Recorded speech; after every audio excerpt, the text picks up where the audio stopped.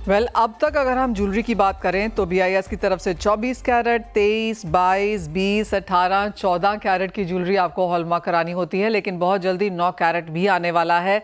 संयम, इसे कैसे देखते हैं आप? क्लियरली ये भी एक इंडस्ट्री की मांग ही रही है। 9 कैरेट की ज्वेलरी अभी तक एक्सपोर्ट्स हो रही थी outside to the US and the Europe. और अभी इसकी इंडिया के अंदर भी डिमांड अच्छी आएगी आने वाले सालों के अंदर, क्योंकि गोल्ड के रेट्स बहुत ज्यादा बढ़ गए हैं।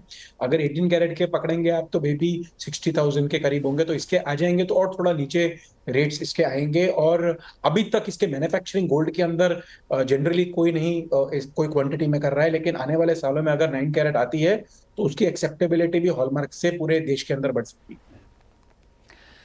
तो एब्सोल्युटली जिस तरह के प्राइसेस हैं और जिस तरह से हम देखते हैं कि छोटे शहरों में यहाँ पर 9 कैरेट की ज्वेलरी भी बिकती है, लेकिन उसके ऊपर कोई हॉल मार्किंग नहीं है, तो कितनी प्योरिटी है उसका नहीं पता चलता। तो ये एक अहम स्टेप है जो सरकार यहाँ पर लेने वाली है। आपने पहले लैब ग्रोन की बात करी गौरव, और उसके ऊपर भी सरकार काम कर रही है कि सिंथेटिक को रियल के तरीके से नहीं बेचा जा सकता। आई एम अज्यूमिंग ये काम ज्वेलर्स ऑलरेडी कर रहे हैं और शायद कुछ नहीं कर रहे हैं, इसलिए सरकार इसको भी बहुत ध्यान से देख रही है।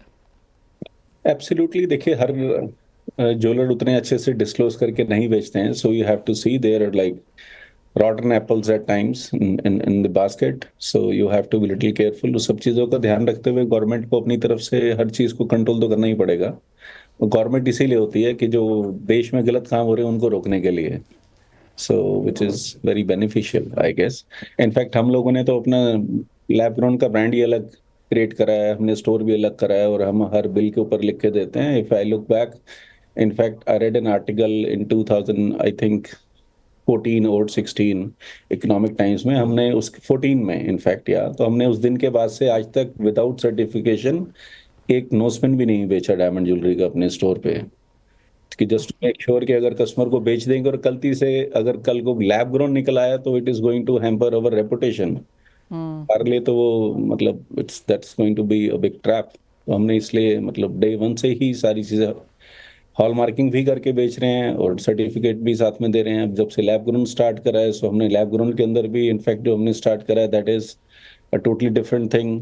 हम लोग उसके अंदर, जैसे अगर आप वर्ल्ड के टॉप मोस्ट ब्रांड्स हैं, they use a certain type of cut for their diamond jewellery जो नेचुरल में वो लोग बेचते हैं, तो हम लोग सेम तरीके के कट को ही यूज कर रहे हैं इन लैब ग्रोन डायमंड। सो हम लोग अगर 1000 हीरा देखते हैं अपने ऑफिस में, भैया हम लोग उस 1000 में से मैक्सिमम 4 डायमंड्स होते हैं जो हमारे पैरामीटर्स के ऊपर उतरते हैं।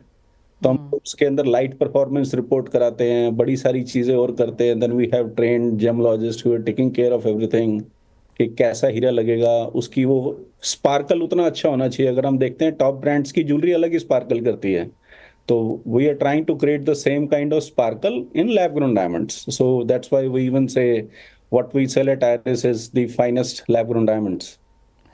ऑलराइट, इसी सवाल आपसे भी है। और बाजार कई तरीकों से यहाँ पर खुल रहे हैं, डिस्ट्रप्शंस भी हैं यहाँ पर, और स्पेंड भी हमने ऊपर जाता हुआ देखा है। और इसीलिए, और जिस तरह का ओपननेस यहाँ पर है, कॉर्पोरेट्स भी यहाँ पर आ रहे हैं, लोग नए चेन स्टोर्स भी खोल रहे हैं, एक्सपैंड भी कर रहे हैं, बड़े भी हो रहे हैं, स्केल अप भी हो रहे हैं।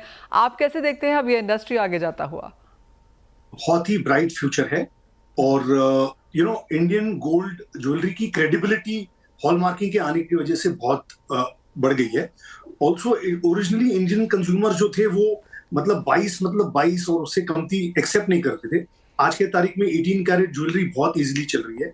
जहां डायमंड ज्वेलरी का सवाल है, 18 कैरेट में ही लोग एक्सेप्ट करते थे, अभी 14 कैरेट में भी एक्सेप्ट कर रहे हैं। तो सिमिलरली जब 9 कैरेट आएगा और वो हॉलमार्क जेन्युइन 9 कैरेट होगा, तो गिफ्टिंग और people who have a budget issue, उनको उसका बेनिफिट मिलेगा। तो इसके कारण डेफिनेटली ये हमारा ज्वेलरी का सेगमेंट जो एक्सपैंड होगा, इसकी जो वैल्यू, इसका जो टोटल टर्नओवर है वो एक्सपैंड होगा। तो it's a very welcome step.